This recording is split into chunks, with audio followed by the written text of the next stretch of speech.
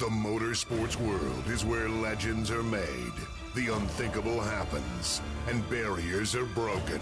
One man harnesses the power of an industry every week. This is the General Tire Down and Dirty Show, powered by Polaris RZR, with Jim Beaver. Welcome to this week's General Tire Down and Dirty Radio Show, powered by Polaris RZR. Jim Beaver here in the saddle. And it is race week for me. We got the Best in the Desert BlueWater Desert Challenge upon us. And we are going to be racing my General Tire Polaris RZR this weekend. So we're going to keep it nice, short, tight this week. It's going to be a fun show. Hour number one, I get Chris Leone on for 3 segments of Power Rankings. Yeah, we dive a little bit deeper than just Power Rankings this week. We dive into pretty much all the major motorsports and off-road news in the world today, and then we add in our flavor of Power Rankings to that as well. So big, massive dose of Power Rankings this week on the show, as well as a lot of motorsports talk in hour number one. And because I am racing this weekend, I've got a lot going on. Hour number two, we decided to drop a best of from earlier this year. A lot of you may have missed it, and it was a great interview. I wanted to bring it back, air it nationally, so you guys had an opportunity to hear it if you missed it. My good friend Tarah Gieger, you know her from Nitro Circus fame, one of the baddest women to ever step foot on a motorcycle, on a dirt bike. I had her for an entire hour earlier this year. We decided to re-air it in a best of for hour number two. So we're going to have Tarah Gieger on for an entire hour in hour number two of the show. So definitely good stuff, lots of fun, a lot of it headed your way with 2 full hours of the General Tire Down and Dirty Radio Show powered by Polaris RZR.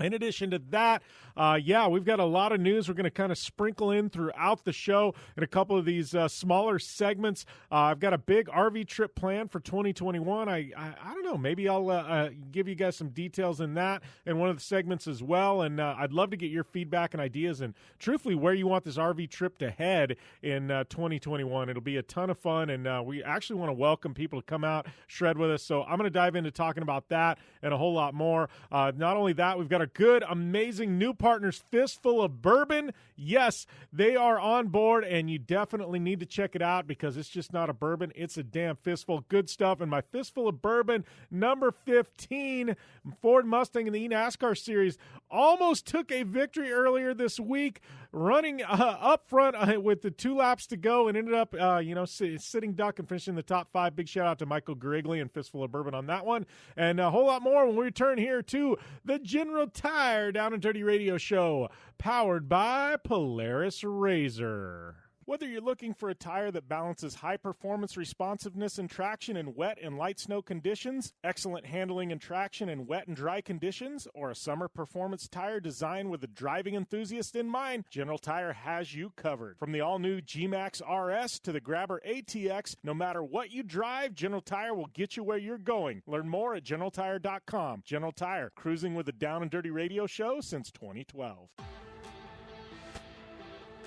You want extreme performance, reliability, and the most fun you can have on 4 wheels? The Polaris RZR brings it to you. But you don't need to take my word for it. You can take theirs. I'm Tanner Faust, and I choose the Polaris RZR because it's the most fun you can have with a steering wheel. What's up? I'm Ronnie Renner, and I choose Polaris RZR because it's the sickest, most reliable side-by-side on the planet. What's up, everybody? Heavy D from Diesel Brothers. Listen, I'm on Team RZR because it's hands down the best piece of machinery on the planet. I'm RJ Anderson, and I choose Polaris RZR because it's the most fun, most capable machine. Action sports stars, TV personalities, and some of the best race car drivers in the world all choose Polaris RZR because it's the ultimate combination of power, suspension, agility, and fun. Find out more information on the web at PolarisRZR.com or follow at Polaris RZR on Facebook, Instagram, and Twitter, and use the hashtag RZRLife to share your story. Conditions off the pavement are always changing, so why settle for a light bar that just turns on and off? The Rigid Adapt is a revolutionary new light bar that will automatically select from 8 beam patterns that range from a widespread 90-degree flood to a 15-degree spot based on your vehicle's speed. Try that with your knockoff light bar. A dash-mounted controller allows the user to toggle between adaptive mode, beam patterns, and RGBW accent lighting. With Adapt, it's easier than ever to own the night. From the 2018 Master Distillers of the Year comes a bold new American whiskey and Fistful of Bourbon. Their whiskeys have been award-winning for generations. Now they're going all in on bourbon, blending 5 straight whiskeys to create a big balanced bourbon that stands apart from everything else. So grab yourself a fistful of bourbon, a blend of 5 bourbons created with over 100 years of whiskey blending experience. It ain't just a bourbon, it's a damn fistful. Please enjoy responsibly. When looking for a new wheel for your off-road vehicle, car, truck, or UTV, the choice is easy. You choose what the pros use. Rob McCachran, Keegan Kincaid, and myself, Jim Beaver, all exclusively use Vision Wheel, whether we're dominating Baja, taking the cup at Crandon, or shredding UTVs. Vision Wheel's trend-setting designs and durability will set you apart from the competition and your friends. Check out visionwheel.com or @VisionWheel on social media to learn more. Like what you hear? Catch all the back episodes of the Down and Dirty Radio Show on Apple Podcast, and be sure to rate, review, and subscribe. Welcome back to the General Tire Down and Dirty Radio Show, powered by Polaris RZR. And after a long sabbatical from Power Rankings, Chris Leone and I are back for the first time in probably a month to do some Power Rankings. And Chris, we kind of picked a weekend when there wasn't a hell of a lot going on to finally make a comeback. I feel like this next weekend might be a little better. We got BlueWater Challenge, we got Formula One, we got the IndyCar finale. We got a lot. Obviously, NASCAR's always in the mix. So I feel like maybe next week would have been the better time, but I'm just glad we're back, man. Well, Jim, keep in mind that part of the reason why we haven't been able to do these things is because so much of the stuff that's been going on in racing, I feel like both of us have been responsible for in some way, whether competing, organizing, doing some stuff behind the scenes, you name it. It's been hard to carve out the time, but yeah, I'm with you. It's good to be back to a little bit of normalcy in a year that's been anything but. Yeah. So, I mean, all that being said, let's kind of dive into these things, Chris, and let's see. I have no idea where we're going to be at this week. I don't know if we're going to be close or far away on our rankings, but who do you have at number 5 this week? Well, Jim, number 5, jumping right in. So we are going to go to the Lucas Oil Off-Road Racing Series, and we're going to go to that championship finale that they just had. It's been a really weird year for those guys, no doubt. Just the schedule changes, like we said, it's been a weird year for everybody. A lot of different schedule changes, things like that. We're going to Glen Helen. I am going to put Corey Weller on my list at number 5 for taking home 3 Turbo UTV titles in a row. Obviously, it's a feat anytime you can just go back-to-back, and certainly winning a single title, but being able to do it 3 years in a row, especially as UTV racing is just really started to explode. Whether you're talking short course racing, obviously desert racing, and I know that that's where you focused your program now in the desert is with UTVs, but I mean, the market has just really blown up. The amount of quality racers, top tier racers who have made the shift from other classes into UTV racing. I mean, there's some of the biggest classes now that show up anywhere they go. So you really have to be the best of the best to take a championship in one of those divisions. And, for Corey to continue winning those titles, I've got her at number 5. Okay. Well, I will definitely get to Corey Weller. I'm going to have her a little bit farther up my list than you did, but definitely going to have her on my list. So I will get to Miss Weller, who's a good friend of mine, but I'm going to go to number 5, and I'm going to do one that's a little bit controversial, and I want people to understand what power rankings are. And, it's been a while since Chris and I have done them. So this is a window of time, a 1-week window when, we basically judge a driver on their performances or, sometimes it's teams or whatever. It's basically a 1-week snapshot on who had a very big week for one reason or another. So with that being said, I'm not saying I agree or disagree, but we all have to agree that this week was a massive week for one Kyle Larson, who just got reinstated back into NASCAR. Now, Chris and I aren't going to get into arguing the semantics of what happened or what have you, but Chris, I got to agree. I mean, this is a big deal for Kyle Larson to be reinstated by NASCAR starting January 1. That puts him basically back in the fold for a seat for next year, right about the right time, to be honest with you. And it also opens the door for him to do a full season and compete for a championship next year.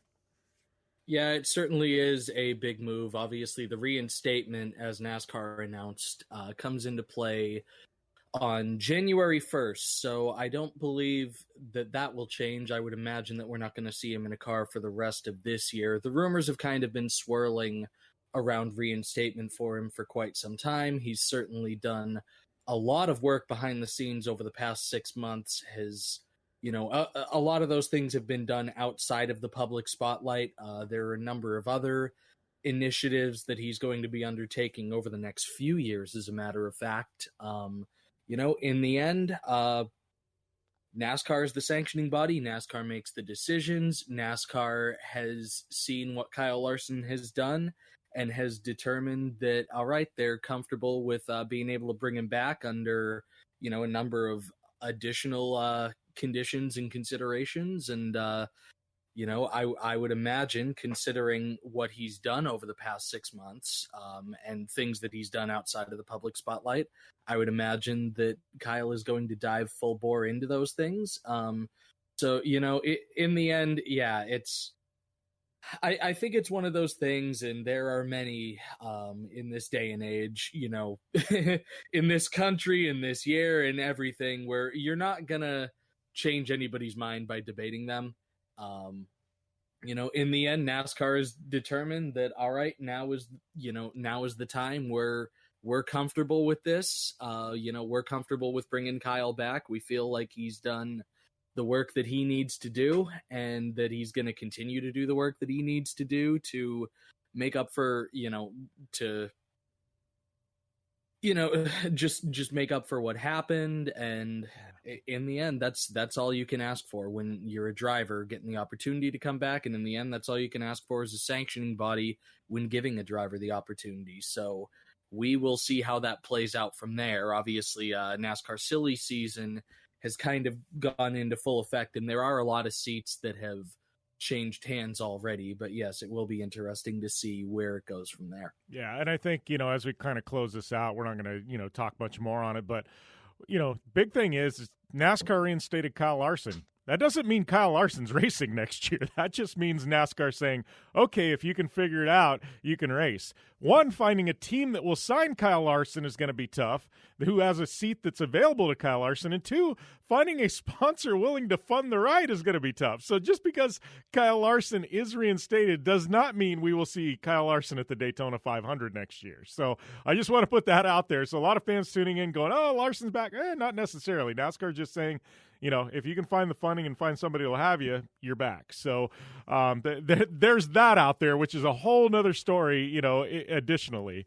But I did think it was warranting. I mean, it was a big move for Kyle. I don't want to say a big move. I mean, it was just a big news. So we definitely had to have that somewhere brought into the show and on the list. But Chris, who do you have at number 4? Yeah, for sure, Jim. And just before we move on from that, I mean, you're absolutely right. And we've both dealt with enough sponsorships to know that there are going to be people who are going to be willing to take a chance, and there are going to be people who are going to be concerned. I mean, it was the same way after he got suspended. A lot of partners left him, and some stuck by him with what he was doing in dirt oval racing. So, you're always going to have that. That's kind of what the open marketplace allows for.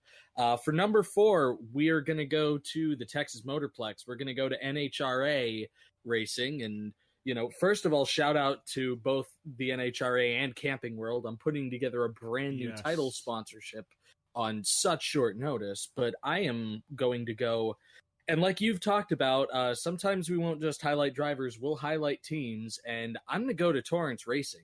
And I'm going to say, I'm going to put them at number 4 for both Steve and Billy Torrance. And obviously they're great friends of the show and great friends of ours, but both of them making it to the final and Steve Torrance expanding his points lead, great weekend for them. And obviously home state race for them.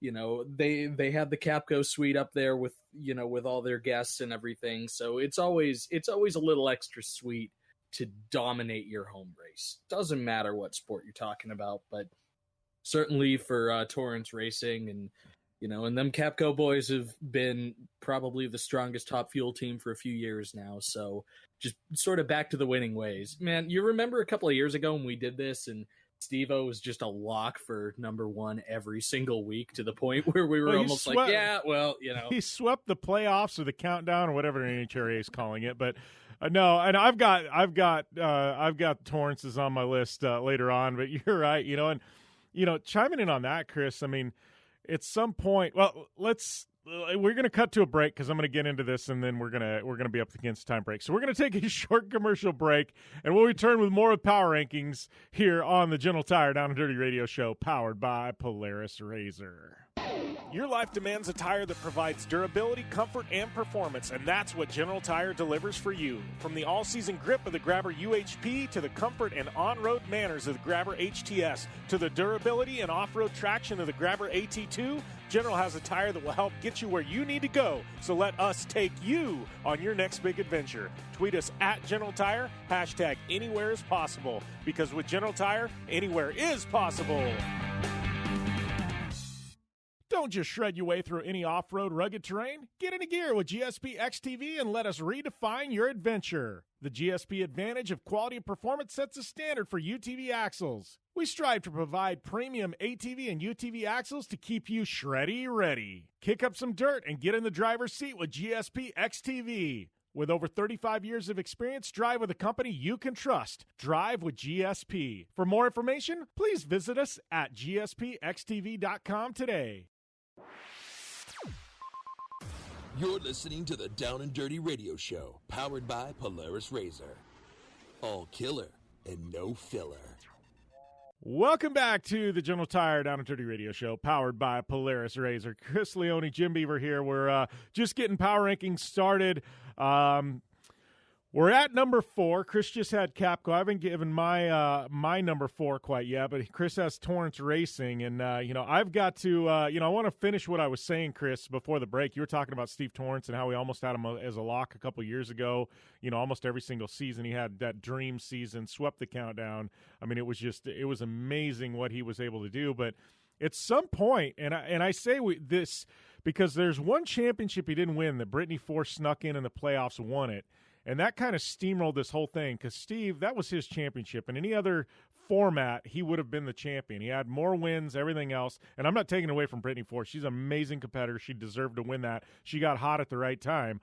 But, Chris, at some point, I mean, Steve Torrance, I hate to do that, but if he locks up this championship again and he's going to take, probably take another win or so, I mean, when do we start putting him in, in that category of all-time greats in NHRA? I mean, you hate to say a window of 3 or 4 years, but Chris, he's got so many wins in 3 or 4 years. Like, at some point, Steve's got to be in that conversation.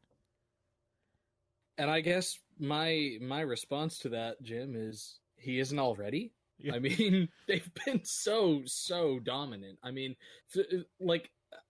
And that obviously I grew up as kind of a NASCAR guy. And so you look at like a guy like Jimmy Johnson. Let's pretend that Jimmy Johnson's 5 championship years were the only years and that he was mid-pack or whatever at best the other 5 or, the other decade plus of his career and that he just had those 5 titles in a row.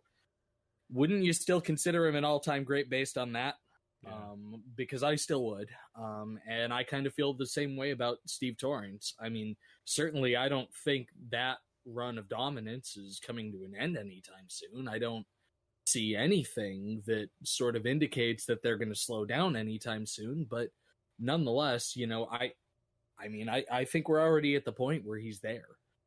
I think they've been so good for long enough now that you have to put somebody like that in that tier of all-time greats, in that conversation. Now, there's a difference between all-time greats and the all-time greatest. Yes, absolutely. And that's basically, and that's where I'd come down with it. He's already in the all-time greats conversation. Yes. All-time greatest, it'll take a little longer to, make I don't that think argument. anybody's going to argue against John Force, including Steve Torrance. Like, with the run Force has had and the amount of championships and wins and everything else, I mean, it's kind of like Richard Petty. He deserves to be called the king, and I don't see anybody dethroning Richard Petty anytime soon, I feel like I kind of feel like, John Force is kind of the Richard Petty of drag racing. There's been a lot of all-time greats, but there's only one greatest, It depends how you feel about Kyle Busch, I guess. Yeah. Well, yeah, but Petty did, and this is where you and I could go down this whole rabbit hole. I just feel like Petty did it all at the Cup level, not to say the Cup level was the same back then it is now, So I don't know. Yeah. This is a podcast in itself. Who's the all-time greatest NASCAR driver? I think we could dive into that on a podcast episode. Project Action. We'll Project Action. That's actually one we should do, but maybe pull somebody else in that's like a real NASCAR geek. And actually, I got some ideas on that front. I haven't texted my old buddy Larry Mack in a while. Maybe me and Larry McReynolds need to hash this deal out this offseason. Larry Mack would be down for that. So that's a podcast, Chris. This offseason, I'm going to text Larry Mack and be like, Larry, we need to have this conversation on a podcast. So deal. That would be fun. And I don't know, so and I think Larry Mack's the one guy's NASCAR knowledge even eclipses yours, Chris. So I am not going to argue with Larry Mack. I mean, the man was winning races before I was born. I can't really say much there. Where are we? I think you're at number 4. I'm at number 4. I'm going to go with Brock Hager at number 4. Let's get this one out there. I'm going to go with Brock. I'm a big fan of Brock Hager. This kid, doesn't matter if he's in a UTV, a desert race car, a short course car. I mean, this kid is an animal. I've said it before. He is one of the futures of off-road motorsport. I think there's actually probably more to his career than off-road in the future. He's that talented. I know this is a big championship for him, clinching up the Pro Light Championship. Pro Light's always stacked. I mean, it really is. Especially with guys like Ronnie Anderson in there, Pavotti. It's not easy to win a championship. Brock Hager, this is a world-class talent, and I truly mean that. Sky's the limit for this kid in his career, and I got to have him at number 4 on my list. Yeah, no doubt. Certainly a fast driver and somebody who I've always been impressed with seeing him, regardless of what he's been driving. So very well deserved to take home yet another championship. His trophy case has got to be getting pretty crowded by now. Speaking of crowded trophy cases, my number 3, I am staying in Texas with the NHRA, and I am staying the team route, just because, we talk about Steve Torrance's run a couple of years ago in the playoffs, right? And this is a team run rather than an individual run, but Jack Beckman's win on Sunday in the Funny Car Final, 12th in a row for Don Schumacher Racing. That's insane. That's really, really crazy. And I get it. I mean, it's a different year. Obviously, John Force Racing is on the sidelines right now, and you have to imagine that might be a little different right now if John Force and Robert Height were, competing against those guys. But nonetheless, a lot of things have to go right for you to win 12 in a row. A lot of things have to go right for you to win 12 in a row. You can't have any freak accidents. You can't have any mistakes. You can't have one of those weekends where everything just goes wrong. You have to overcome. You have to get everything right. And even when you've got multiple bullets in the chamber, so to speak, and multiple entries, there are some weekends that race teams just don't have it. It doesn't matter what sport you're talking about. It doesn't matter if you're talking NASCAR when you've got all these 3-4 car teams. It doesn't matter if you're talking IndyCar, NHRA, F1. It doesn't matter. 12 in a row, regardless of the sport, regardless of the discipline. Just an incredibly impressive number. And so to be able to see them do that, I mean, I know we talk about power rankings as being as kind of a 1 week thing, but when you have sustained dominance, it always factors in. Yeah, absolutely. And another one, they're another one where they swept the final. It was Jack Beckman in one lane and Matt Hagan in the other. So, DSR number 3, and certainly if you're going to give it to one name, Jack Beckman, yes, for the victory, but nonetheless, I mean, that whole team, that's a whole lot of winning, and it's hard to replicate that level of winning. Yeah. Nope, not going to argue there with me. I'm going to go staying in the dirt, though, Chris. I'm going to go number 3 with somebody you've already had on your list. I'm going to go with Miss Corey Weller. And, like you'd said, back-to-back titles in Turbo UTV. Man, she's got some fierce competition. You're talking about, likes of guys like Ronnie Anderson, who I've seen him do things behind the wheel of a UTV that I just truly thought weren't even possible. And I've actually had this conversation internally, and everybody knows RJ Anderson is the UTV guy and the XP1K guy. But people don't realize, and I think even RJ will tell you this, his brother's actually a better UTV driver than he is.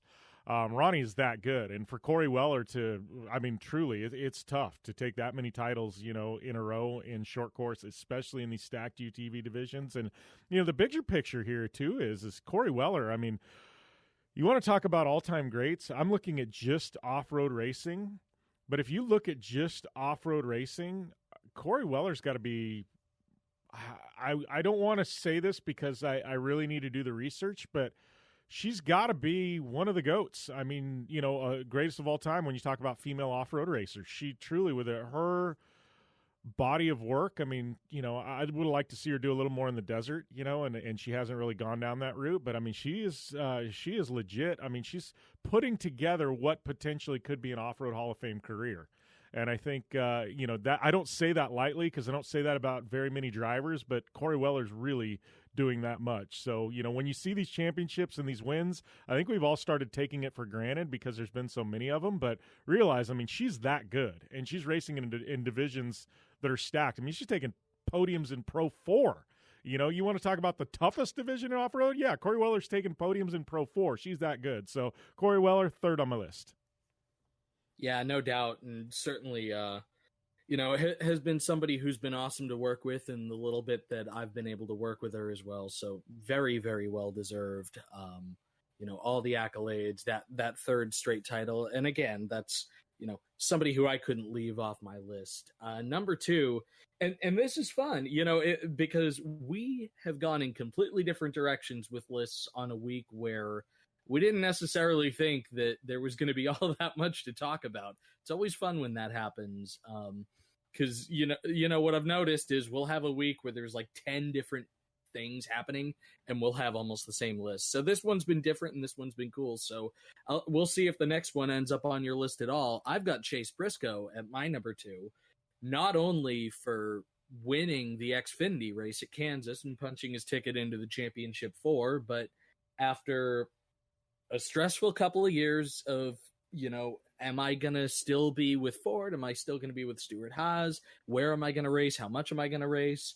Ends up in the 14 car, ends up in Tony Stewart's flagship car over at Stuart Haas for the 2021 season. So gets promoted, well-deserved, replacing Clint Boyer, who is going to be a hell of an addition to the Fox NASCAR booth on a full-time basis. Who is another driver who's just always been really fun to watch and listen to. But I think Chase Briscoe is going to impress as a NASCAR Cup rookie running full-time next year. So excited for him. Excited to see if he's able to take that Xfinity title. That was win number 9 on the year for him at Kansas. So certainly well-deserved, and looking forward to where that goes. Yeah, definitely not going to argue with that. My number 2, I've got Jarrett Brooks, but I feel bad, and I don't know. I feel bad. So we're up against the time break here, so we're going to have to keep this one pretty short, I think, Chris. But I don't know. We're going to end up going 3 segments here. I'm just throwing that out there. We're up against the time break. We're going to take a short commercial break, and we'll be back with our top 1.5 when we return here to the General Tire Down and Dirty Radio Show, powered by Polaris RZR. Like what you hear? Catch all the back episodes of the Down and Dirty Radio Show on Apple Podcast, and be sure to rate, review, and subscribe.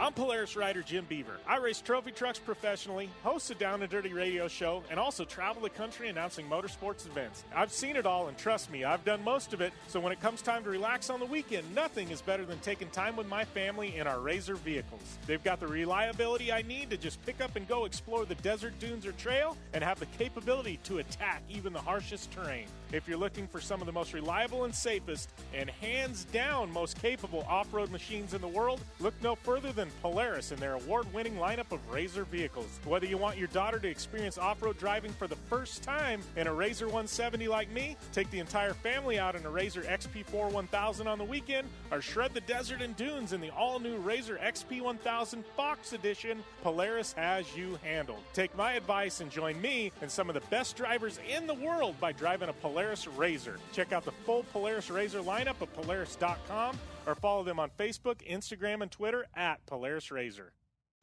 Your life demands a tire that provides durability, comfort, and performance, and that's what General Tire delivers for you. From the all-season grip of the Grabber UHP to the comfort and on-road manners of the Grabber HTS to the durability and off-road traction of the Grabber AT2, General has a tire that will help get you where you need to go. So let us take you on your next big adventure. Tweet us at General Tire, hashtag anywhere is possible, because with General Tire, anywhere is possible.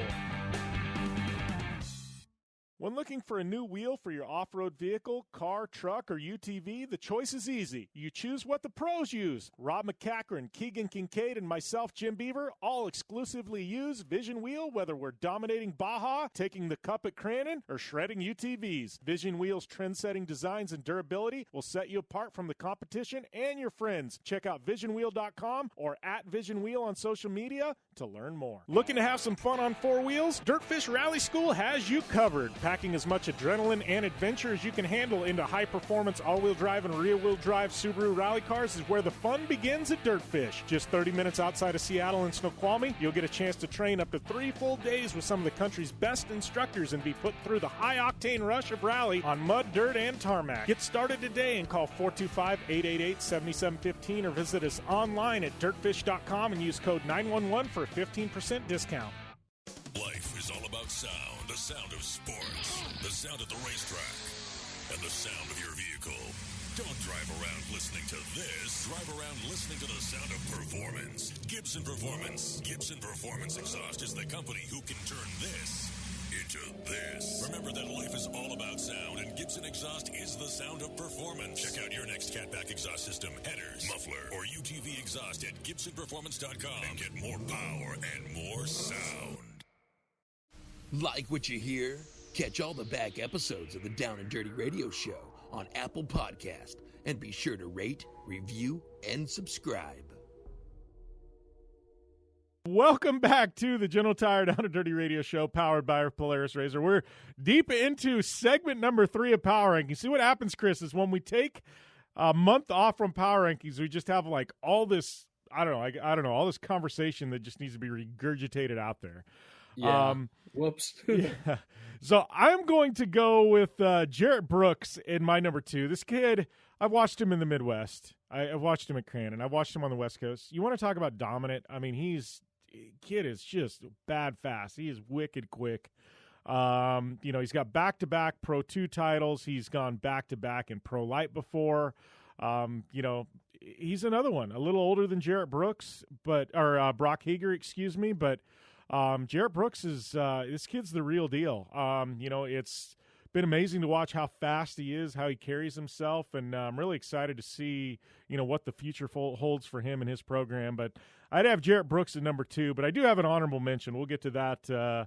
We'll get to that after we roll through our number 1s, Chris. All right. Well, Jim, my it's funny because this list was very different for me last night than it is this morning, and it's because I had to bump everybody down one.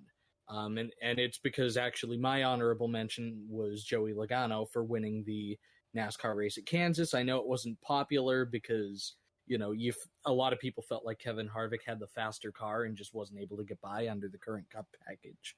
But that's neither here nor there. My number 1, there's a little video series that some people may or may not be familiar with called Gymkhana, and it's going under a little bit of a reset this year because instead of Ken Block behind the wheel, it's Travis Pastrana.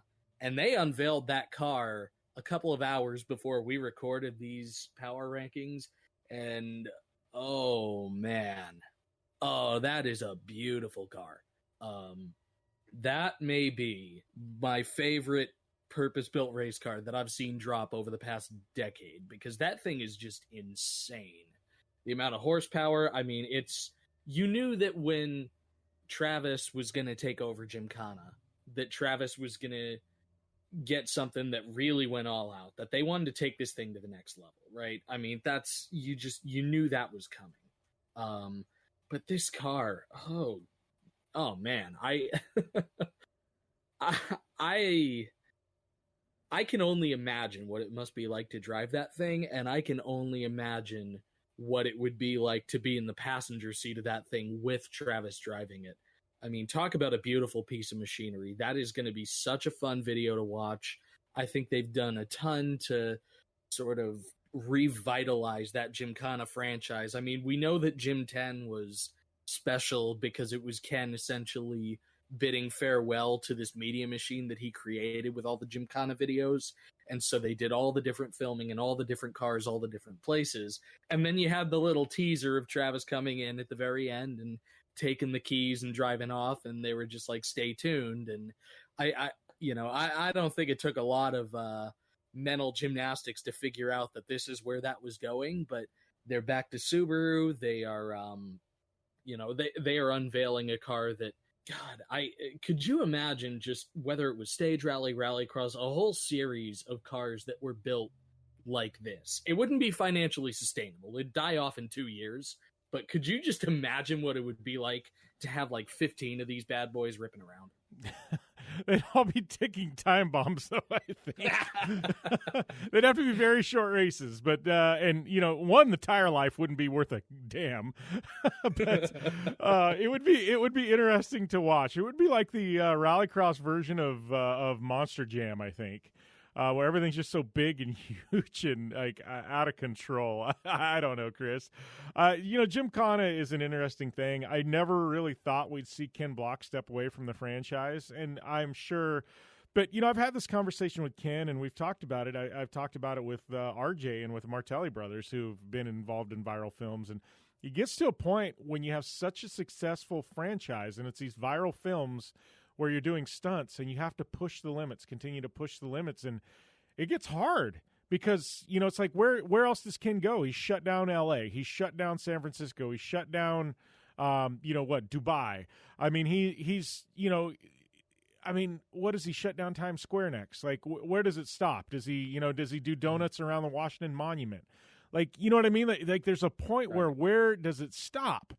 And I think with Ken and Gymkhana, it got to that point, like he's done Universal Studios. He's taken that place over. Like, you hate to say there's nothing else for Ken to do, but there's really nothing else for Ken to do. And he damn sure doesn't have to prove anything to anybody. And, I think giving the reins to somebody new, and obviously, everybody thinks Gymkhana, they think Ken Block, but I think Travis and him have been friends for a very long time. It's going to be interesting. Travis, this guy has his own media company, and it's going to be interesting to see the different thoughts and theories that Travis brings to the table, and he's got a completely different driving style than Ken Block. So do I think we're going to see 10 Gymkhanas from Travis? No. I think this might be a one and done. Maybe there'll be a follow-up at some point. And I think Ken will come back and do another one. I think Ken still has, before he kind of puts Gymkhana to bed, at least from his standpoint, I think he's got at least one left in him that's going to be a swan song, and it'll probably be the biggest, baddest one ever. But it's probably going to take him a couple of years to really think it through and figure out how they're going to approach it and what they're going to do, But no, I'm very excited about this new one. I'm excited to see Trav behind the wheel. He's an amazing talent. We've said this long before.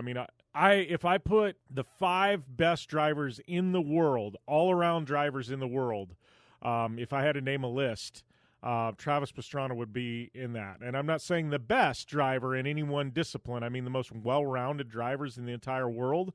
If I had to list 5, Travis is going to be on that list. I'm going to have Sebastian Loeb, probably Robbie Gordon, I'll have probably Fernando Alonso. He's proved a lot to me. I don't know who would be the fifth, but I think Travis is definitely in that conversation, Chris.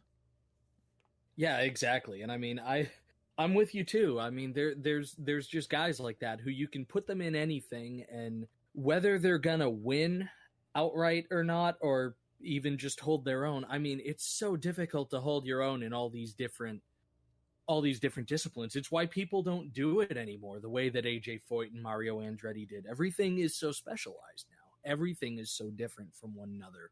When you have somebody who converts from one discipline to another and does it well, Jimmy Johnson's another great example of somebody who did that, because Jimmy was a great off-road driver and then made the move over to stock cars, and look what he did there. And now he's going to try to move over to IndyCar next year.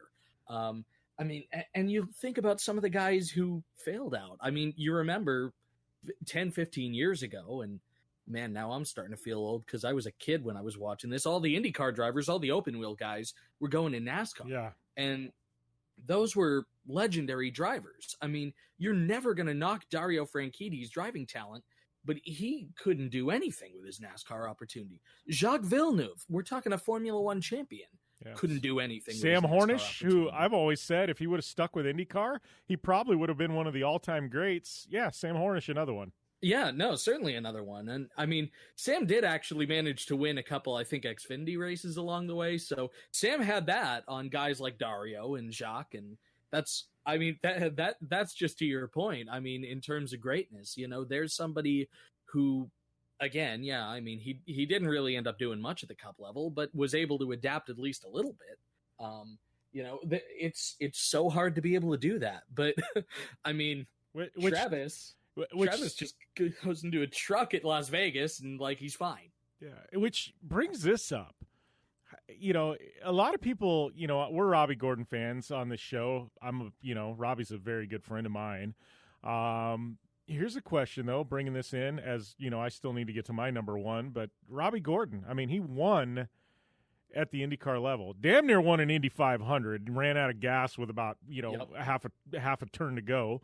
But, he won at the IndyCar level, and he's got 3 NASCAR Cup victories to his name, 2 on road courses, 1 on an oval, which I think is very important because it proves he can win on an oval. But Chris, I mean, when you start talking about this and you're talking about all these IndyCar guys that washed out and you're talking some of the all-time greats, where does Robbie Gordon factor into this? Because he arguably has had success at both.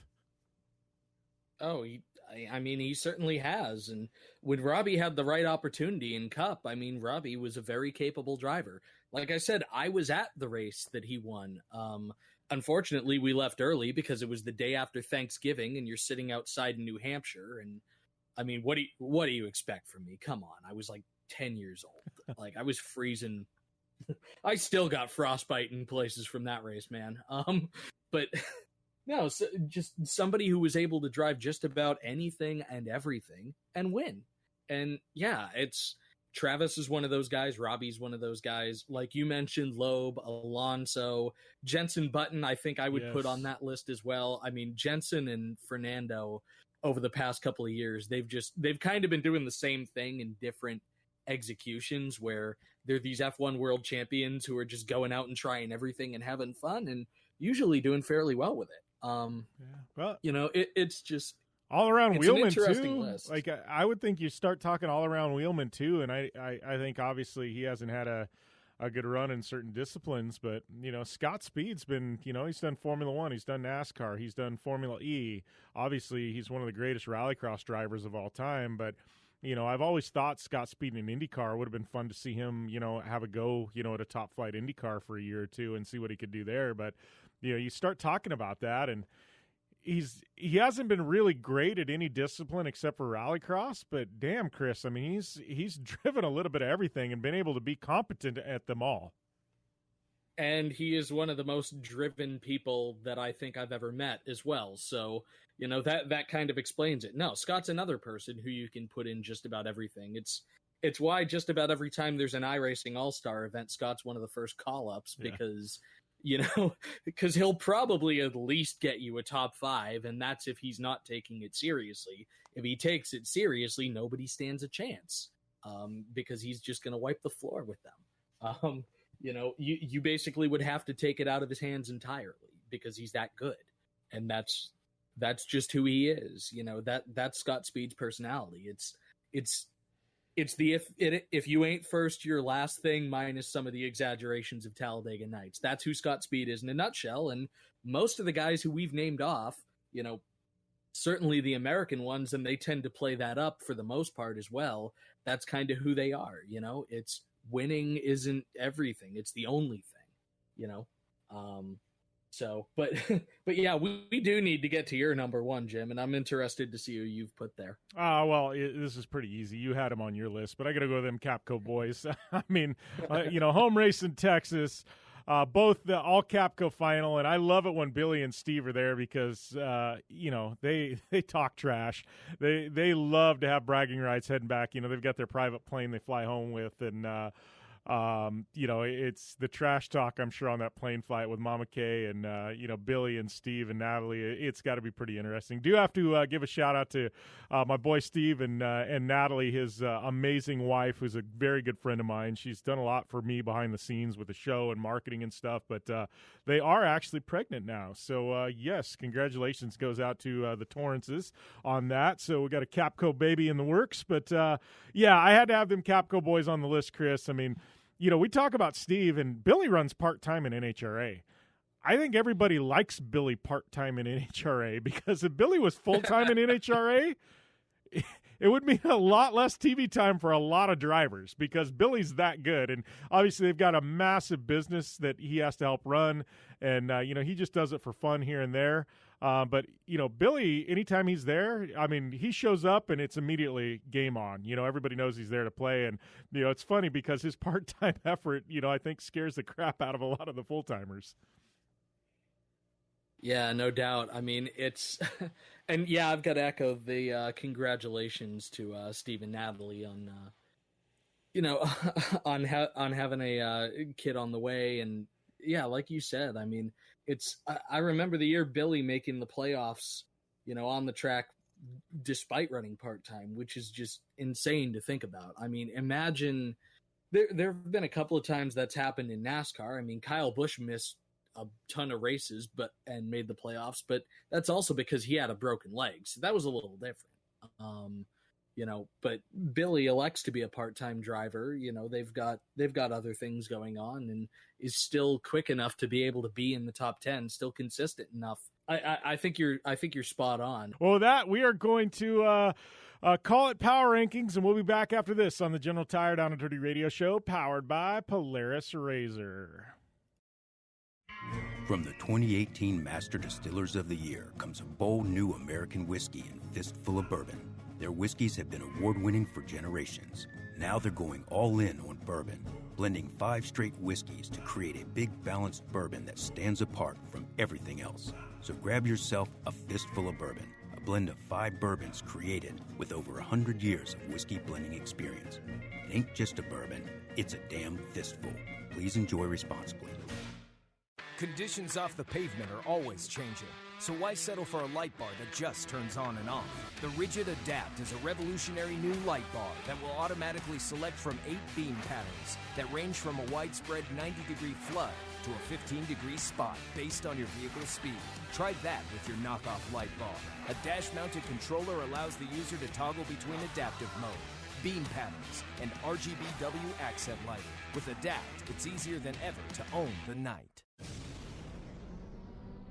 Thanks for tuning in to the Down and Dirty Radio Show, available live online, in syndication on networks across the U.S., and available internationally on the American Forces Network.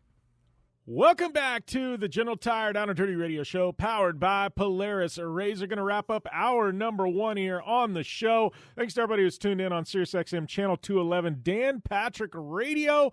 You're going to have to come catch us on the Sports Byline Network, Podcast One, or the Down and Dirty Radio Show Network, and, Apple Podcasts, all those good places if you want the second half of the show. Also, American Forces Network. Got to slide in our good friends of the military. Thanks to all our troops overseas doing what you do for our country and allowing me to do radio and go racing cars on a weekly basis. Thank you for everything that you do to support, our country. And thanks for just tuning in, man. But speaking of supporters, I got to tell you, General Tire, they got a big promo going right now through the end of the month. And you know what? Say goodbye to summer and hello to truck season. General Tire wants to help you get a jump on the winter weather, because now through October 31st, yeah, that's Halloween, with a purchase of 4 new qualifying General Tire light truck and SUV tires, you'll receive up to a $100 Visa prepaid card. Total of 11 different tire lines qualify for the promotion, including the Extreme Terrain Grabber X3 and the Aggressive All-Terrain Grabber ATX. Prepare to prove that anywhere is possible this truck season with General Tire. Additional terms and conditions apply. For full details, visit GeneralTire.com today. General Tire, driving the Down and Dirty Radio Show since 2012.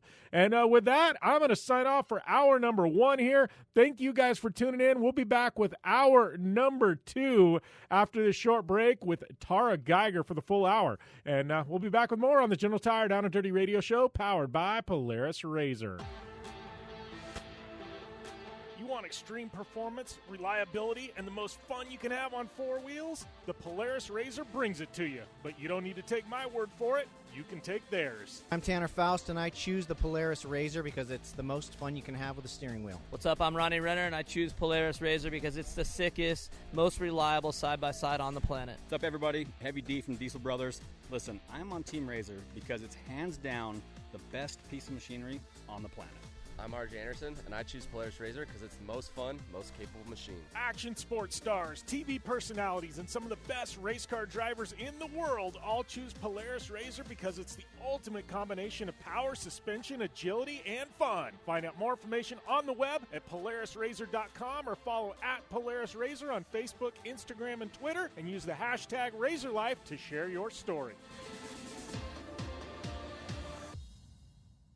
For 100 years, General Tire has provided tires for your lifestyle, your adventure, your anywhere. Born from competition, the Grabber tire offers the durability and off-road traction you demand in a tire. We put these tires to the test in the harshest off-road racing conditions to give you a tire that will make your anywhere possible. So let us take you on your next big adventure. Tweet us photos at General Tire, hashtag anywhere is possible. Because with General Tire, anywhere is possible. When looking for a new wheel for your off-road vehicle, car, truck, or UTV, the choice is easy. You choose what the pros use. Rob McCachran, Keegan Kincaid, and myself, Jim Beaver, all exclusively use Vision Wheel, whether we're dominating Baja, taking the cup at Crandon, or shredding UTVs. Vision Wheel's trend-setting designs and durability will set you apart from the competition and your friends. Check out VisionWheel.com or at Vision Wheel on social media to learn more.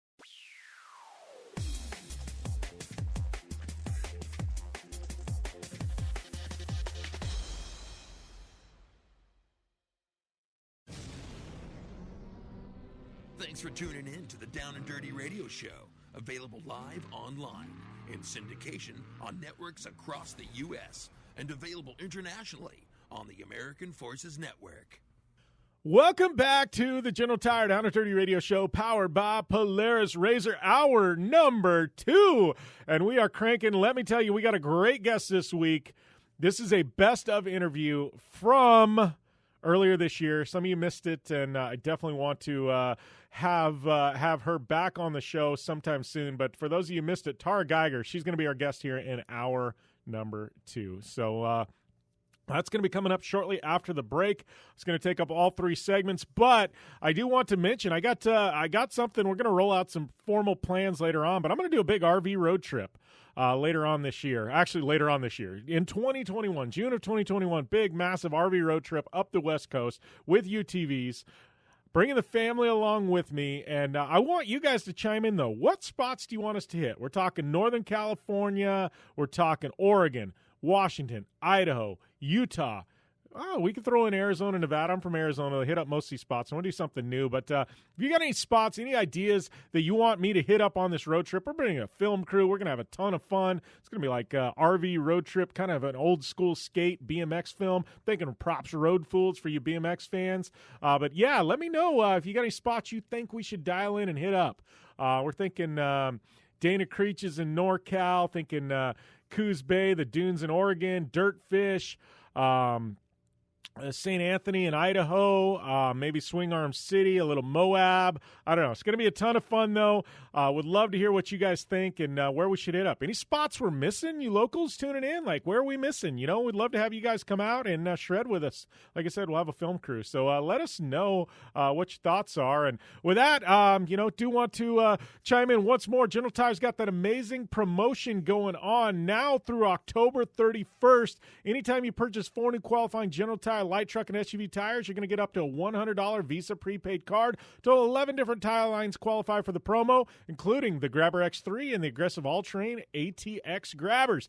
Prepare to prove that anywhere is possible this truck season with our partners at General Tire. Additional terms and conditions apply. For full details, visit GeneralTire.com today. General Tire, driving the Down and Dirty Radio Show since 2012. Yes, get in on that promo. Not a better time than now to buy a set of General Tires. So with that, I am going to hit the play button after this break, and we're going to have Tarah Gieger on for 3 seconds, and trust me, this is a banger of an interview when we return right here to the General Tire Down and Dirty Radio Show, powered by Polaris RZR. I'm Polaris rider Jim Beaver. I race trophy trucks professionally, host a Down and Dirty radio show, and also travel the country announcing motorsports events. I've seen it all, and trust me, I've done most of it, so when it comes time to relax on the weekend, nothing is better than taking time with my family in our RZR vehicles. They've got the reliability I need to just pick up and go explore the desert, dunes, or trail, and have the capability to attack even the harshest terrain. If you're looking for some of the most reliable and safest, and hands down most capable off-road machines in the world, look no further than Polaris and their award-winning lineup of RZR vehicles. Whether you want your daughter to experience off-road driving for the first time in a RZR 170 like me, take the entire family out in a RZR XP4 1000 on the weekend, or shred the desert and dunes in the all-new RZR XP 1000 Fox Edition, Polaris has you handled. Take my advice and join me and some of the best drivers in the world by driving a Polaris RZR. Check out the full Polaris RZR lineup at Polaris.com or follow them on Facebook, Instagram, and Twitter at Polaris RZR. Your life demands a tire that provides durability, comfort, and performance, and that's what General Tire delivers for you. From the all-season grip of the Grabber UHP to the comfort and on-road manners of the Grabber HTS to the durability and off-road traction of the Grabber AT2, General has a tire that will help get you where you need to go. So let us take you on your next big adventure. Tweet us at General Tire, hashtag anywhere is possible, because with General Tire, anywhere is possible. From the 2018 Master Distillers of the Year comes a bold new American whiskey and fistful of bourbon. Their whiskeys have been award-winning for generations. Now they're going all in on bourbon, blending 5 straight whiskeys to create a big balanced bourbon that stands apart from everything else. So grab yourself a fistful of bourbon, a blend of 5 bourbons created with over 100 years of whiskey blending experience. It ain't just a bourbon, it's a damn fistful. Please enjoy responsibly. Looking to have some fun on 4 wheels? Dirtfish Rally School has you covered. Packing as much adrenaline and adventure as you can handle into high-performance all-wheel drive and rear-wheel drive Subaru rally cars is where the fun begins at Dirtfish. Just 30 minutes outside of Seattle in Snoqualmie, you'll get a chance to train up to 3 full days with some of the country's best instructors and be put through the high-octane rush of rally on mud, dirt, and tarmac. Get started today and call 425-888-7715 or visit us online at dirtfish.com and use code 911 for a 15% discount. Life is all about sound, the sound of sports, the sound at the racetrack, and the sound of your vehicle. Don't drive around listening to this. Drive around listening to the sound of performance. Gibson Performance. Gibson Performance Exhaust is the company who can turn this into this. Remember that life is all about sound, and Gibson Exhaust is the sound of performance. Check out your next catback exhaust system, headers, muffler, or UTV exhaust at GibsonPerformance.com and get more power and more sound. I'd like to welcome one of my guests to the show this week. I guess in this special interview we're going to be airing on the Down and Dirty Radio Show and Project Action. I want to say good friend because we've got like a million mutual friends and some that are probably mutual best friends. But Tarah Gieger, welcome to the show after 9 years. Finally have you on here. Like, this is like bucket list moment for me here. Like, we're checking one of the boxes off. So welcome to the show, Tarah. Thanks for having me. Same on my part. Yeah. I always wanted to be on the show, so it's cool we can make it happen finally. Yeah, I'm trying to think back, and I'm like, we got reached out, and I looked, and I was like, I actually have Tara's cell phone number in here because I think at one point Jolene's like, We need to connect you guys, and somehow it just hasn't happened till today. So I'm excited it's finally happening, man.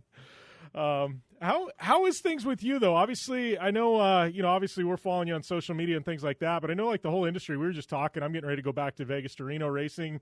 I know it seems like whether you're on 4 wheels, 2 wheels, I mean everything kind of came to a standstill. I mean, how's things been with you the past few months? What's been keeping you busy during this whole I guess kind of quarantine period, and as we're slowly kind of inching and creeping our way out of it? Yeah, for me, basically, you were saying the Mint 400 was your last race, and it was actually the same for me.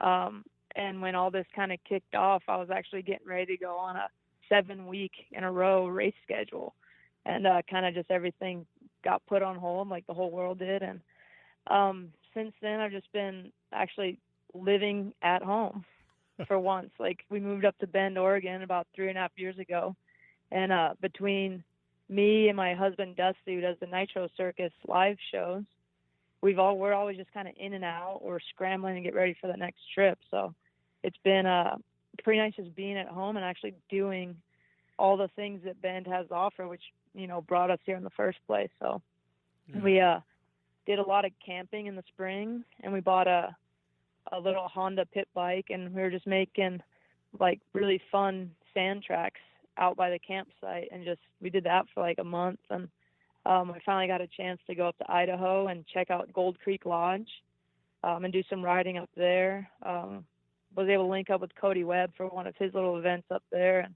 and basically just enjoying some downtime really, and kind of filling in with all the do in the future list that we had. So for the most part, yeah, it's just been kind of staying home and linking up with friends here that are also stuck.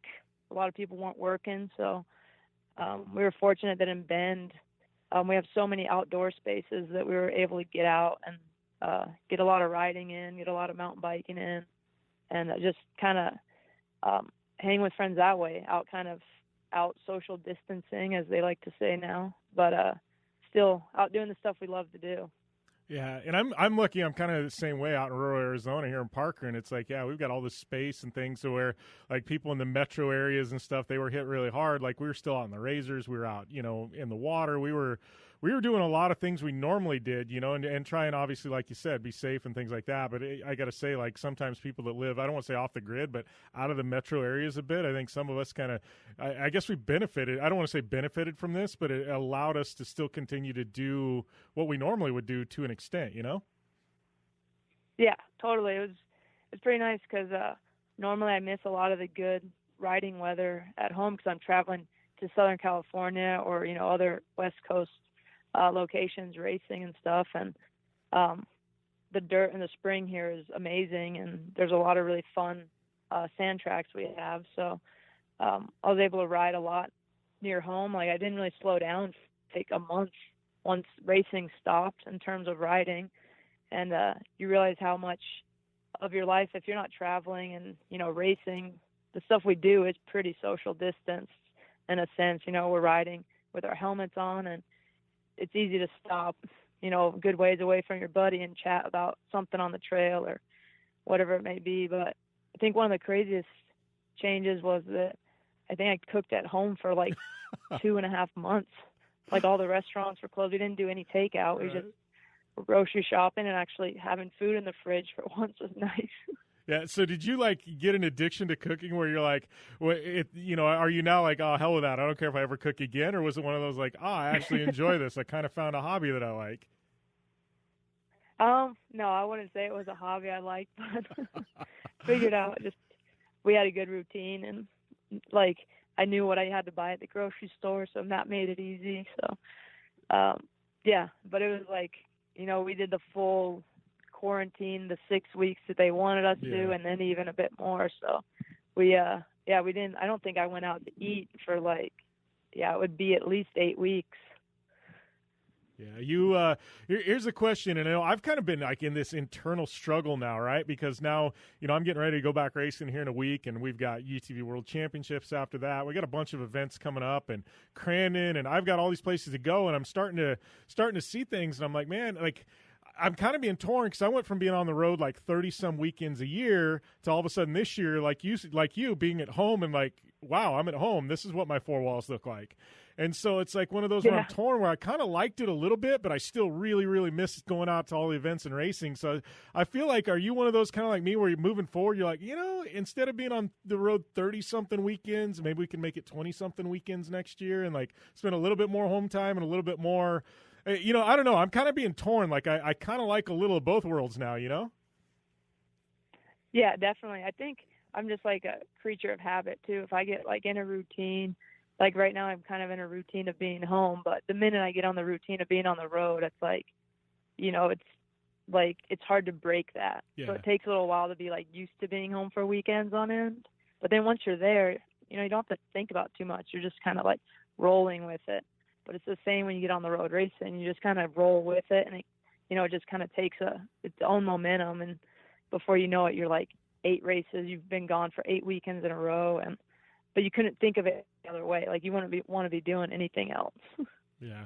Well, gosh, I got so many questions here. So I kind of want to, with this, let's kind of go back to the beginning, because I got a bunch of questions on this year and Johnny Campbell, and obviously we got this Pastrana Land Pit Bike Challenge to talk about. But let's kind of go back to the start, because I think, obviously I think a lot of people close to motocross understand your background and things like that. But let's go back to your childhood. I want to go all the way back to Puerto Rico and you growing up and things like that. I mean, obviously, we know your parents had surf shop. You were like crazy good surfer.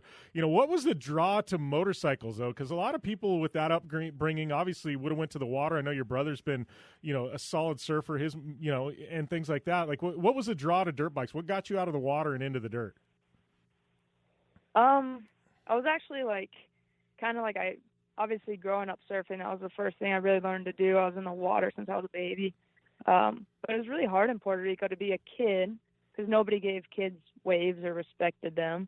And then being a girl in that community as well, it was like a double whammy for getting waves. I always seemed to be struggling. So I really took to other sports. I played a lot of team sports, and I was really into baseball at the time. Actually, I was playing like boys Little League baseball.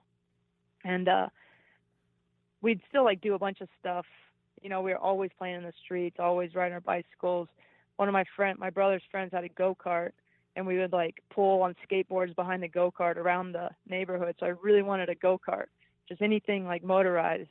My parents told me I was going to get run over by a car, so they opted for a motorcycle instead. And I was still when I was like playing year-round baseball, but I kind of just got over the team sport dynamic of I was giving 100%, and I didn't really feel like my teammates were, and I was kind of getting discouraged. So the motorcycle thing kind of just fit in, because it was something I could do. It wasn't like limiting my ability to do it by not getting the opportunities, which in surfing, I wasn't getting the waves to be able to surf as much as I wanted to. And I just kind of took to the motorcycle. My dad picked it up.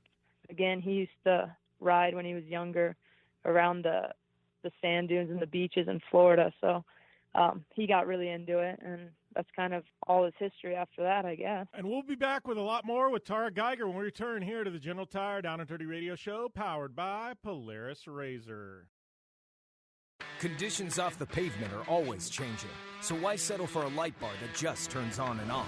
The Rigid Adapt is a revolutionary new light bar that will automatically select from 8 beam patterns that range from a widespread 90-degree flood to a 15-degree spot based on your vehicle's speed. Try that with your knockoff light bar. A dash-mounted controller allows the user to toggle between adaptive mode, beam patterns, and RGBW accent lighting. With Adapt, it's easier than ever to own the night. Don't just shred your way through any off-road rugged terrain. Get into gear with GSP XTV and let us redefine your adventure. The GSP advantage of quality and performance sets a standard for UTV axles. We strive to provide premium ATV and UTV axles to keep you shreddy ready. Kick up some dirt and get in the driver's seat with GSP XTV. With over 35 years of experience, drive with a company you can trust. Drive with GSP. For more information, please visit us at gspxtv.com today. Thanks for tuning in to the Down and Dirty Radio Show, available live online, in syndication on networks across the U.S., and available internationally on the American Forces Network. Welcome back to the General Tire Down and Dirty Radio Show, powered by Polaris RZR, with Tarah Gieger on the show. So, Tarah, how's the transition from riding and racing in Puerto Rico to coming stateside? Because I know you've kind of been on record saying, man, it was a little bit different shakeup because you were very well accepted over there. You come over here, and then it was all immediately like, whoa, pump the brakes. Who is this girl? And like, she's a girl. What? We can't have this happening. And I mean, how was that transition? Because I know, and then you came in and you won Loretta's, and that immediately put you on the map. Anybody in motocross coming up through the ranks, you want to win at Loretta's. But how was that transition from Puerto Rico here to the U.S.? Because I know you've said it was like black and white difference. Yeah, it was pretty wild because in Puerto Rico, I was the only girl riding motorcycles at the time. So, but I'd grown up doing all my sports as being like the only girl doing it. And it was never anything my parents discouraged. I didn't see anything weird in it because I was like, I don't know, I want to play baseball. There's no girls' baseball, so I'm playing with the boys. I want to ride motorcycles. There's no girls' class because I'm the only one on the island racing, that's a girl. So when I went up to the States, I was like, whoa, girls' class? Like, I can race with just girls? That's cool. And then I ended up doing pretty well. I went to Mini-O's for the first time because it was a pretty popular race for a lot of people from Puerto Rico to go to. And ended up doing pretty decent because it was very similar to the tracks we had in Puerto Rico. It was like, at Gatorback, it's hard pack, clay, pretty big jumps, which I never had a problem jumping because I never had somebody tell me, oh, girls don't do that, because I was racing with boys, so I had to do it, kind of thing. And, from there, it was just like, oh, maybe we should do more of this racing in the States because I can actually do pretty well against the girls. And I was enjoying the opportunity to race against girls for a change. So, but racing like the nationals, and you go to like the amateur nationals and you get like 3 laps of practice and all of a sudden you're racing. That was a big change for me because in Puerto Rico we had like 4 tracks across the island and we would have a race every month. So for the 3 weeks leading up to that race, everybody was at that track practicing. So you'd get hundreds of laps in before you ever raced it. So the whole 3 laps, first time you ever saw a track, was pretty eye-opening. And just being at a race for a week and doing all that kind of stuff was definitely took some time to get used to. And eventually, once I graduated high school, I moved up to Florida and lived with my grandmother full time, and was really able to start working on everything and get a lot more used to racing like that. Yeah. Well, and kind of, I know obviously you came in and, and things, you went and did Motocross the Nations. That really kind of helped put you on the map as well. And then, insert 2008, X Games rolls around and they, invite women to compete. I mean, how big was that for you and women's motocross at the time? Because you right out of the box, you won. But, I think, women's motocross was growing. And then all of a sudden, boom, you get that center stage with ESPN and X Games. That had to have been huge for not only you and the sport. It was really big deal for me because I grew up with action sports, with skating and surfing, and all those sports were like a huge part of my upbringing. So X Games is always something that I look forward to watching every summer, but never did I think I'd participate in a sport that I could make it, and be on that stage. So when we got invited, it was like, whoa, this is insane. Like, something that was never on my radar is a dream became a dream come true. So it was pretty cool. And then to get that win right off the bat was pretty special because I never got another gold in all the years I raced it, but definitely had a lot of memorable battles between Supercross and then Endurocross as well. So it took me some pretty crazy places when they had Global X, and we got to go to Germany, Spain, and Brazil. That was an amazing experience, an amazing event to be a part of. Yeah.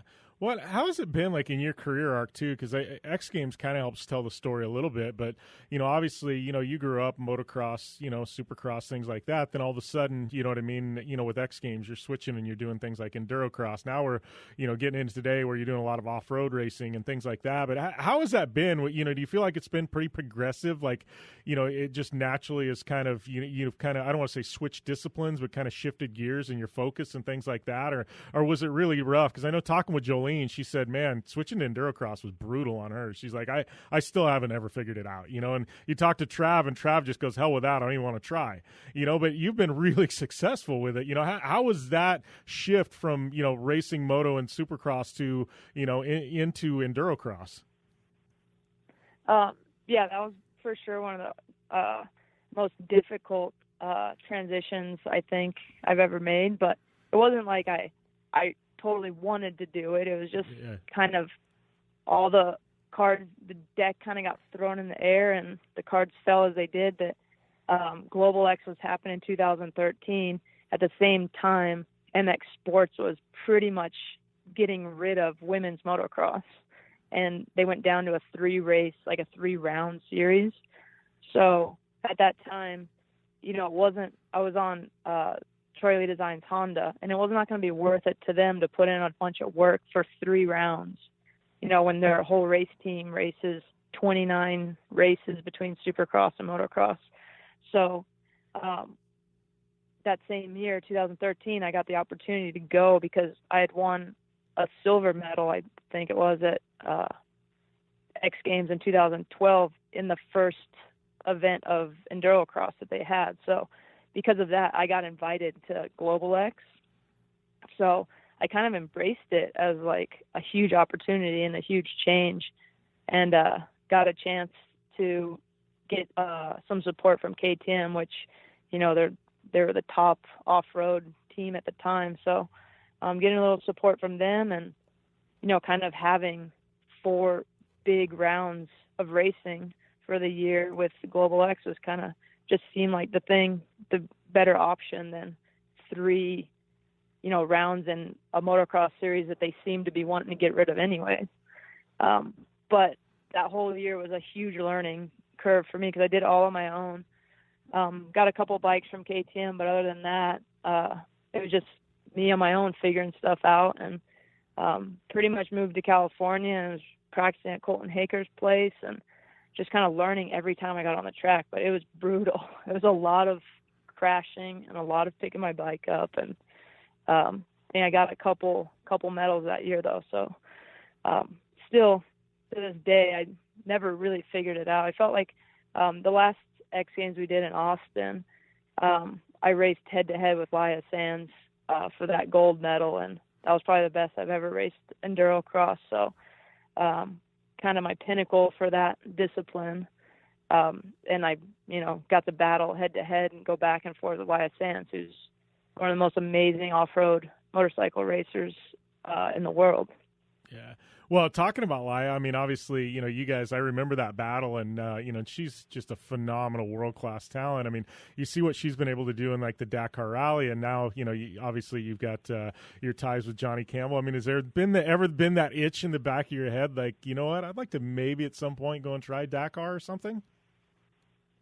No, definitely not. Like Laia Sands towers over me. She's a big human, too, and she's definitely got the talent and the size to handle a giant rally bike, but that's some crazy style of racing, and I give it props to her because she just kind of did it because she wanted to do it, and she's made a huge career out of just taking that chance to try it. So kudos to her, and she's an amazing enduro racer as well. I've had the chance to race a couple 6 days against her, and she's phenomenal. But for myself, no, I never had any desire to go try to ride a rally and, stare towards sand dunes for hundreds and hundreds of miles. Right. Well, and especially on a bike, it's like, and I've had this conversation with Toby Price, on the show, and Toby and I were talking, and it's like, it's one of those, like, everybody respects the, the guys that go out there in cars and finish up front. But I told him, I'm like, there's something about a bike. I mean, driving a car for 4,000 miles, you make a mistake, and yeah, you might blow a tire, you might have a problem, something like that, unless it's catastrophic. But on a bike for that long, Tara, I mean, geez, it's like, one small, hiccup and you're done. Like, it's over on a bike. Like, that's so hard to keep that much focus for that many days, like 2 weeks straight. Like, I don't know, it's just, it's insane to me that, what the motorcycle riders at Dakar are able to accomplish. Yeah, it's so mental too. It fries your brain. Like you're saying, in the car, you can almost drift off, because if you hit a hole with one wheel, you still got 3 wheels that didn't hit it. Yeah. So, you probably stay pretty stable. But, yeah, if you hit that one weird hole, and, I mean, I've ridden out at Glamis and Dumont Dunes before, and there's so many holes you just don't even see.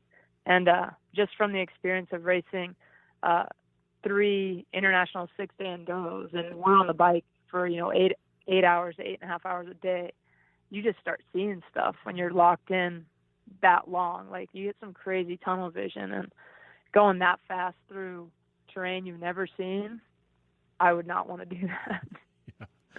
So, talking about all this, and obviously we'll get into, talking about this year and some of that, but I want to kind of, you've become one of the faces of women's professional motorcycle racing, and how has that been? Because, I mean, obviously you talked about women's motocross series kind of folding up, and obviously, somehow, some way you've been able to stitch a career together. You know what I mean? You've had to shift and be really fluid with what you competed in and things like that. But I mean, it's brutally tough on guys to make a career racing motorcycles, but I gotta think it's been doubly tough on you. I mean, how have you been able to manage that? Because I feel like you've just been very fluid. Obviously, you've got tons of talent, but it's like you've been able to shift gears at the right point in time and kind of switch disciplines and make changes and surround yourself with the right people. Definitely. I think I really couldn't have done it, if Red Bull wasn't sticking behind me as long as they've had. I think I signed with them in January of 2006, and we're going on like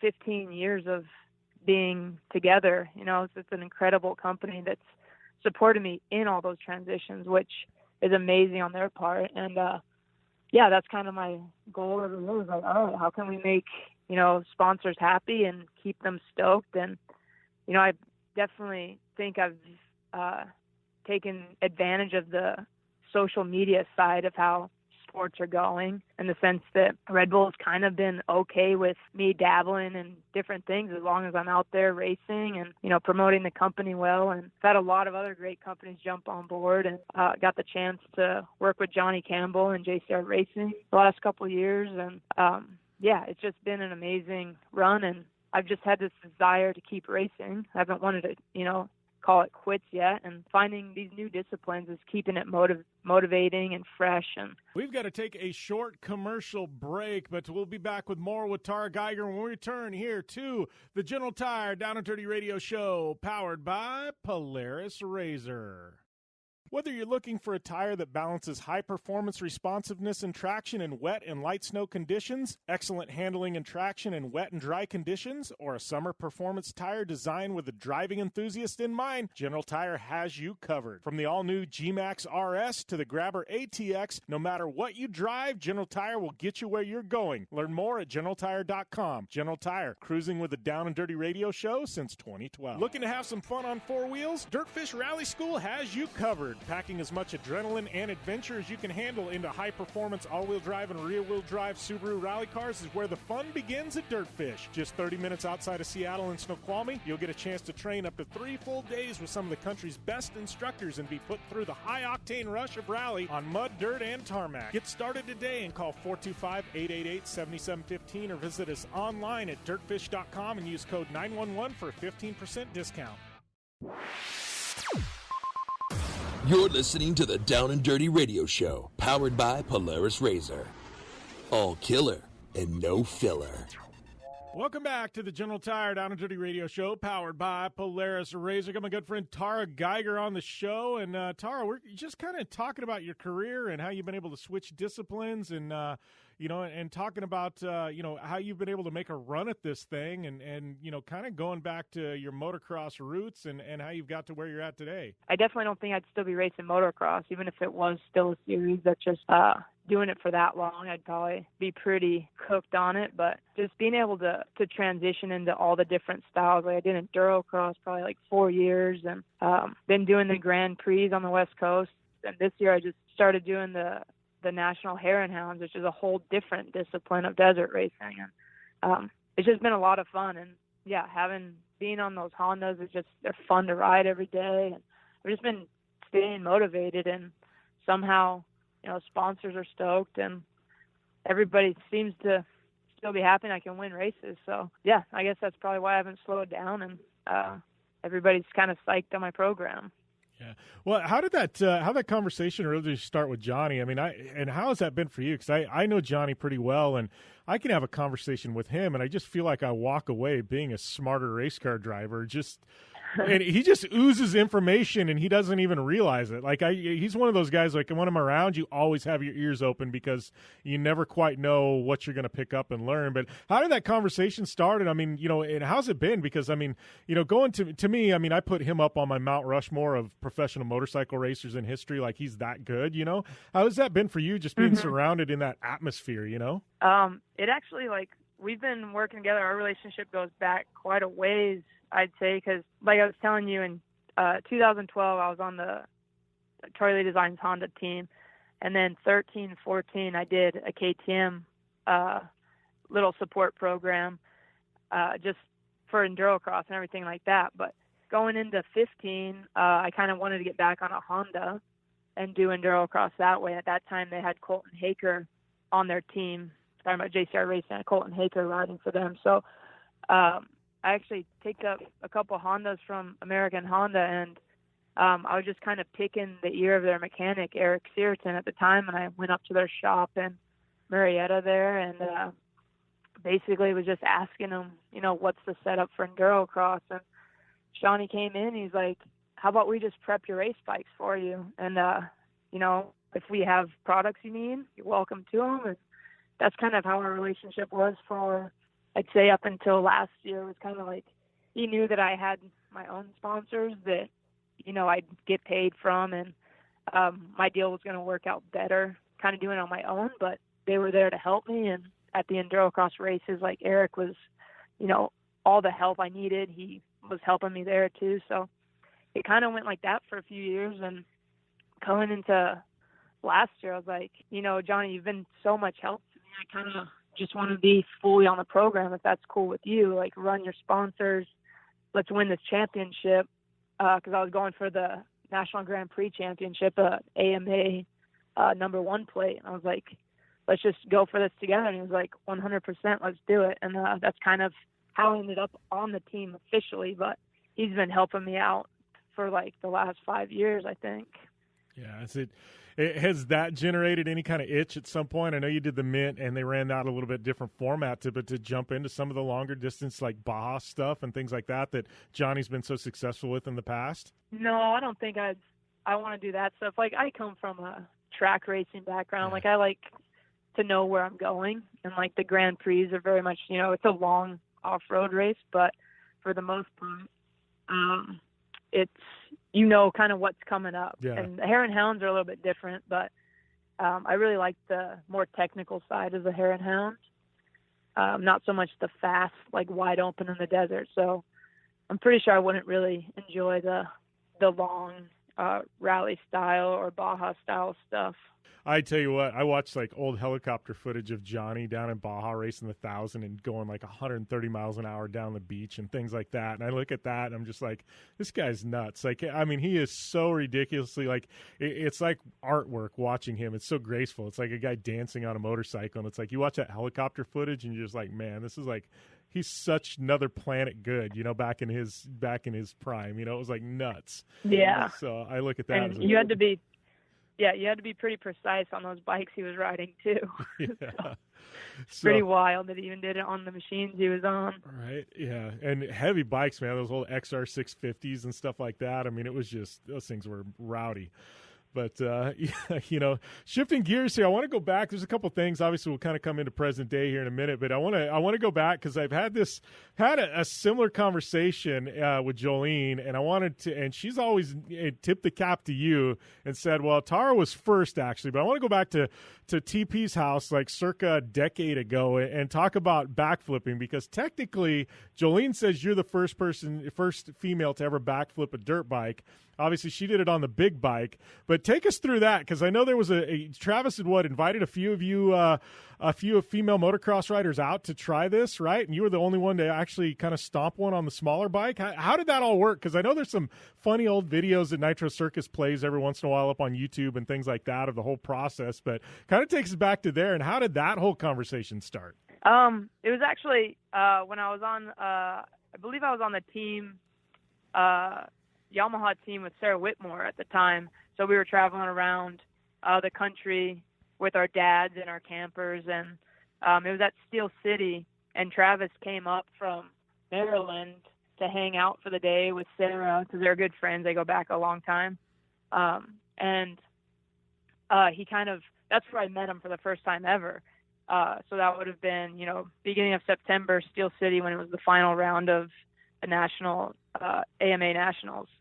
And, a few weeks later, I had flown back to Puerto Rico, and Travis calls me up. He's like, I want to fly you up to Maryland, and I want you and Sarah to go head-to-head in a backflip duel, see who can land a backflip first. And, I'm just this kid from Puerto Rico that races women's motocross, and Travis Pastrana's calling me up to go backflips at his house. And he was, obviously that was when foam pits were new, so he was like one of the only people at foam pit, and he was pioneering the backflip and getting a ton of people to learn it. So of course I said yes, and we get up there, and he has all these ways we're going to learn it planned. Like first we started into a pool, which I turned out was not really helpful. He just wanted us in bikinis.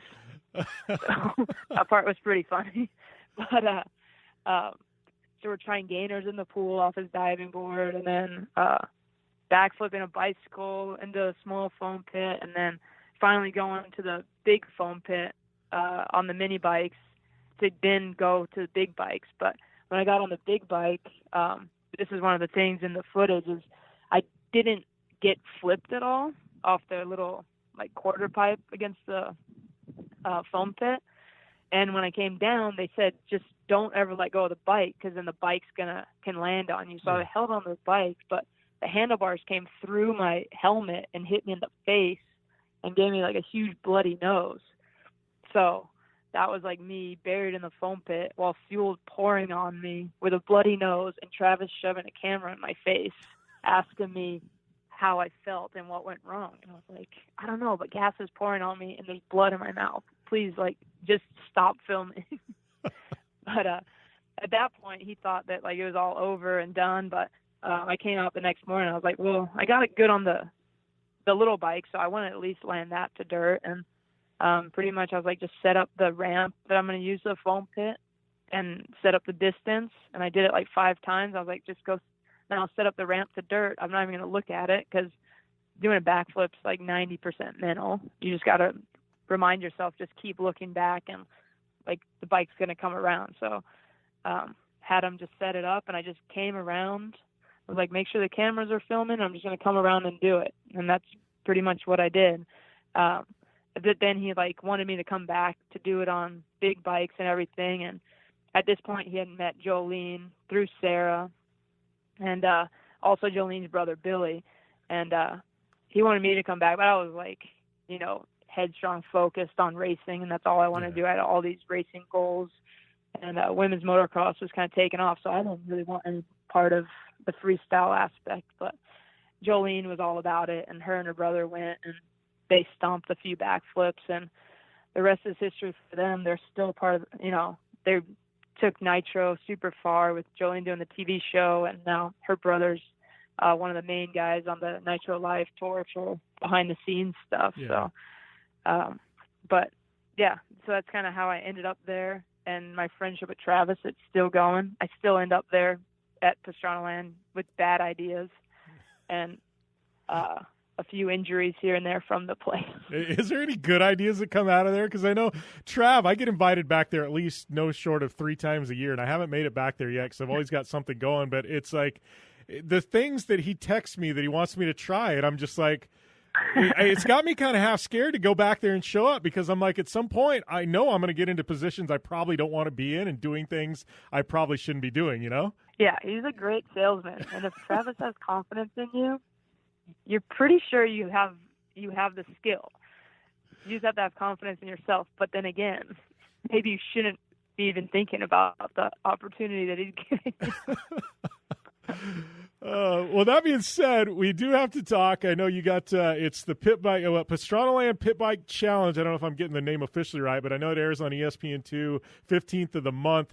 The YouTube clip, I think it's about 30 to 60 seconds long, the teaser that they're airing, I got to tell you, Tara, this track looks insane. It looks like a hell of a lot of fun, too. Yeah, it looks fun, but I can assure you that it was terrifying. It's definitely a terrifying track, and it's basically if you took like old style X Games freestyle course, but then made it some sort of morbid pit bike track. I feel like it's something like that. Like, it's nuts. The jumps and things we had to do on these little bikes. It's pretty amazing. So it was really fun, but also terrifying. Well, I know looking at the footage, and I'm like, it looked like it might have been a lot of fun if you had the track to yourself, but it looked like they crammed literally as many of you onto the course as you possibly could at one time. And that's when I think it's just like, it was like chaos, at least from the 60-second clip I've seen. Like, I'm really excited to see the full race because I think it's going to be entertaining, to say the least. Yeah, definitely. It was, we had 22 riders, and I think, so you had 22 riders, and I think the final took 10. I think we did 10-person races. So there was a lot of racing, a lot of, like, people going down, a lot of good crashes, but it's fun. Like, all riding stock KLX 110s.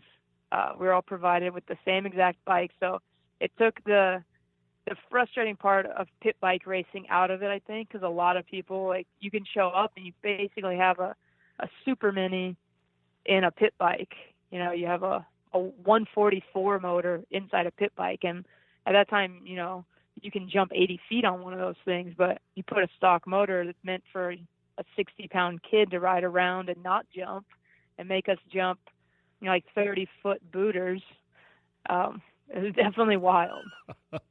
Well, here's a question, you know, as we kind of get towards wrapping this thing up. But I know, like, there's been a lot of women and a lot of motocross riders just in general. But you know, Jolene, obviously, she's gone and done some stuff in UTVs and done some racing with me. I know Sarah Price has, you know, gone full into the deep end of UTVs and things like that. Been any interest in you on switching to four wheels, maybe doing a little bit of UTV stuff or you know, some off road stuff with four wheels? I haven't really had a ton of interest in it. Just, I think I like the physical aspect of the two-wheel stuff more. I really like pushing my body for no reason and torturing myself to get in shape and be physically prepared. And that's kind of one of the things that motivates me to do that kind of stuff is being just extra, like, being more in shape than the other person, knowing I can go further. Or, you know, I can take that pain for longer. And I just know that's maybe not necessarily the case when you're sitting in a seat, you know, holding onto a steering wheel. But I've never really driven too many UTVs, so I can't say whether I would really like it or not. But the motivation to get into it's just not there like I have for the two-wheel side of racing. Well, Tara, it has been an absolute pleasure having you on the show. Those of you that want more from Tarah Gieger, this is going to be aired uncut on Project Action, and I think there's an additional 5 minutes we're going to slide into that episode. So go and check it out, Project Action on Podcast One. And with that, we are going to take a short commercial break. We'll be back here on the General Tire Down and Dirty Radio Show, powered by Polaris RZR. You want extreme performance, reliability, and the most fun you can have on four wheels? The Polaris RZR brings it to you. But you don't need to take my word for it. You can take theirs. I'm Tanner Faust, and I choose the Polaris RZR because it's the most fun you can have with a steering wheel. What's up? I'm Ronnie Renner, and I choose Polaris RZR because it's the sickest, most reliable side-by-side on the planet. What's up, everybody? Heavy D from Diesel Brothers. Listen, I'm on Team RZR because it's hands down the best piece of machinery on the planet. I'm RJ Anderson, and I choose Polaris RZR because it's the most fun, most capable machine. Action sports stars, TV personalities, and some of the best race car drivers in the world all choose Polaris RZR because it's the ultimate combination of power, suspension, agility, and fun. Find out more information on the web at PolarisRZR.com or follow at Polaris RZR on Facebook, Instagram, and Twitter, and use the hashtag RZRLife to share your story.